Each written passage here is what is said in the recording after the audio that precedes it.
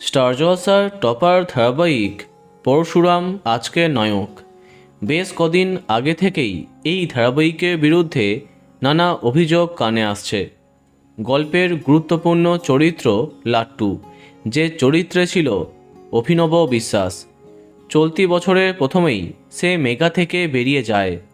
সেই সময় গল্পের নায়িকা তৃণার দিকে মানসিক অত্যাচারের অভিযোগ এনেছিল তার পরিবার।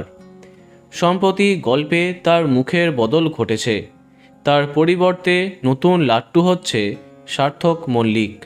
এবার সামাজিক মাধ্যমে মুখ খুললেন অভিনবর মা।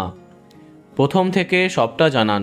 তারা জানান প্রোডাকশন হাউসের সঙ্গে তাদের কোনো সমস্যা নেই। অভিনবর মায়ের কথায়, আজকে বিভিন্ন জায়গাতে লেখা দেখলাম যে প্রোডাকশন হাউসের সঙ্গে আমাদের সমস্যা হয়েছে। বাংলা ইন্ডাস্ট্রির অবস্থা এমনিতেই সবার জানা, তার মধ্যে ব্লুজ প্রোডাকশনের মতো একটি অত্যন্ত ভালো সংস্থা সম্পর্কে এমন গুজব ছড়াবেন না দয়া করে।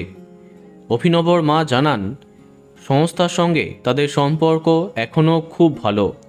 শুধু তাই নয়, যে 11 মাস ক্ষুদে শিল্পী কাজ করেছে সেই সময় ব্লুজের সঙ্গে তাদের কোনো সমস্যা হয়নি। এরপরে নাম না করে তৃণার দিকে ফের অভিযোগ তোলেন তিনি লিখেছেন, আমাদের অভিযোগের তীর যার দিকে, তার ঝামেলা করার বিষাক্ত স্বভাব সম্পর্কে ইন্ডাস্ট্রির প্রত্যেকটি ইট, কাঠ, পাথর, দেওয়াল ওয়াকিবহল। তাকে বারবার বলেও শোধরানো যায়নি। একভাবে আমাদের সন্তানকে জ্বালিয়ে গিয়েছেন ওই মহিলা। তিনি আরও লিখেছেন, ছলের অভাব হয় না।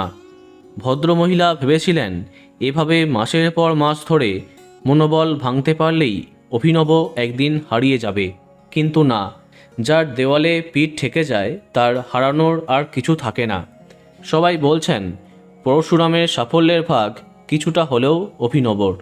সেই শিশুটি আজ স্টার জলসা পরিবার অ্যাওয়ার্ড বা প্রজেক্টের 100 এপিসোডের উদযাপন কোনোটিতেই ছিল না। এতেও আমাদের কোনো ক্ষতি নেই, কিন্তু অভিনব হারিয়ে যাবে না। ওকে আমরা হারিয়ে যেতে দেব না।